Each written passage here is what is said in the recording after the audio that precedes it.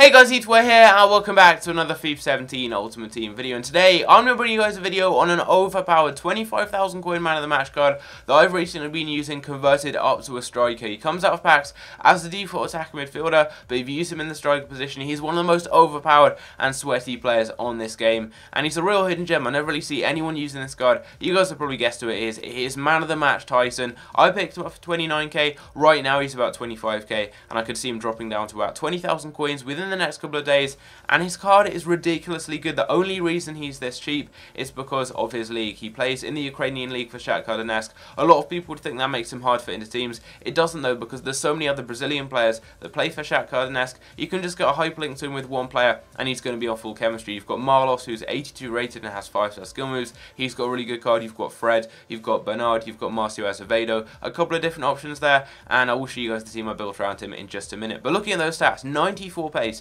88 dribbling, 83 shooting, 80 passing, and 4-star skill moves. And you can tell by his record, 6 goals and 1 assist in 5 games, all of which are on foot champions. You know he's going to be a great player right there. He's got the 4-star skill moves, very quick, very good dribbling. The player I'd liken him to is Pierre-Emerick Aubameyang, but a much better version when it comes to dribbling and obviously with the 4-star skill moves, because Aubameyang only has the 3-star. He feels very quick, very good on the ball, his finishing is clinical, and you can play him as an attacking midfielder, as a centre forward, maybe even as a centre mid, but I think the strike position is where it suits him best. With that very good pace, dribbling and finishing, he just works very well in that position. Yeah, he's a great card. This is the team I used him in. It was a 5 at the back formation just because I wanted to use this man of the match Oxlade-Chamberlain, which is a right wing back, and he was actually really good. He managed to get 3 assists in 5 games. Not the best stamina, not amazing defensively, but very, very cheap. I'd recommend giving him a go right there.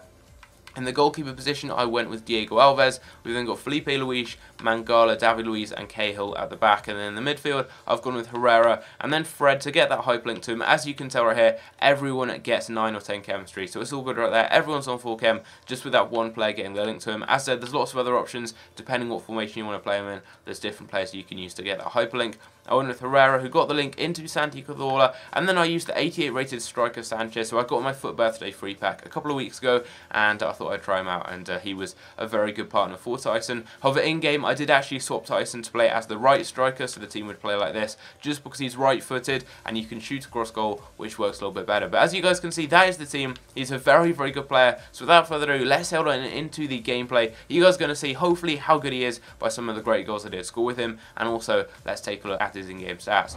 Starting off with the mental and physical attributes, and you guys can see he's got some very, very good ones, especially when it comes to pace. 95 acceleration and 92 sprint speed, very, very good pace. He's also got 92 agility and 85 balance, as well as 81 reactions and 84 vision, so some very nice stats there. I did actually use the marksman chem style on him. You guys can see that's what his card looks like on the right with the marksman chem style applied with the stat boost. It does boost him up to 70 strength, which is a decent improvement. He's not the strongest of players in game, he doesn't have the best in-game stats when it comes to strength and aggression, but with his agility and balance, it definitely makes up for it. So you don't really see him being pushed off the ball at all, and it doesn't really seem to be an issue at all. Now moving on to the skill attributes, and he's got some very good ones here as well. 88 ball control, 88 dribbling, 86 long shots, and 89 shot power. His finishing outside the area is very good, and inside the area, driven shots are so overpowered with him. He also does have 82 short passing and 80 long passing, as well as 88 volleys, and with the marksman chem style, it will actually boost him up to 90 shooting, giving him 99 shot power,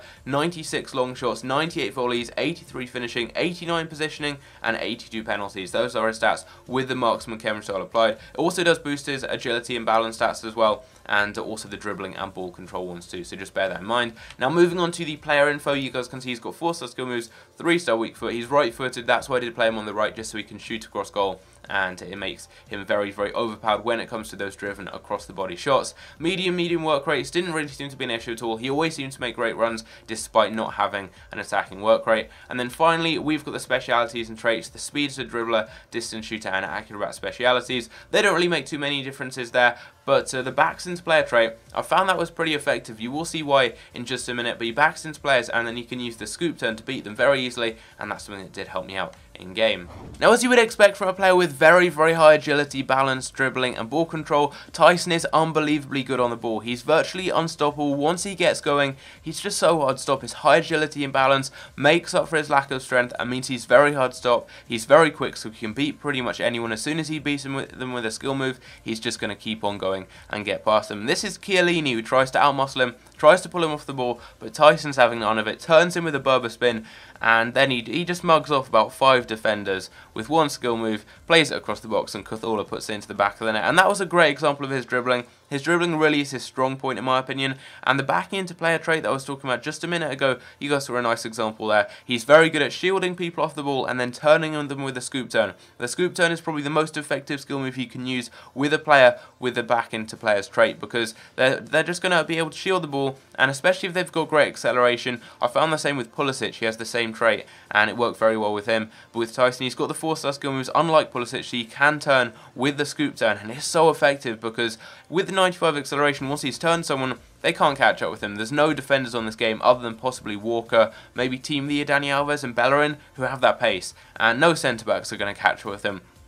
Once he turns them, he's got the agility and balance. If they try and pull on his shirt, he's just going to wriggle off and get past them. And that's the main thing about him, is dribbling. It's second to none. I've not used many players who are better than him at dribbling. He's very, very good on the ball, as you guys have seen by the stats and as you guys have seen by some of the gameplay in the background. But also something I found that was very good about him was his finishing. He was very, very clinical in the penalty area. Very rarely missed. The main way I finished with him is driven shots and power shots. You don't want to go with finesse shots, anything like that. His driven shots are so overpowered. I don't think I missed more than about 2 or 3 opportunities in front of goal with him. Felt very clinical, his shooting was very, very good, his positioning was great as well, made a lot of great runs, as you see right there, there's a great example, made a lot of great runs in behind, finishes off pretty much every single opportunity, and he's just an all-round very, very good player. I really can't recommend him enough, guys. Go and try him out. He's only 25k, I could see him dropping even more in the future. He's just a great player to try out, very, very good, fun player to use. So if you guys enjoyed the video, leave a like if you did, subscribe if you're new around here, and I'll see you in my next video.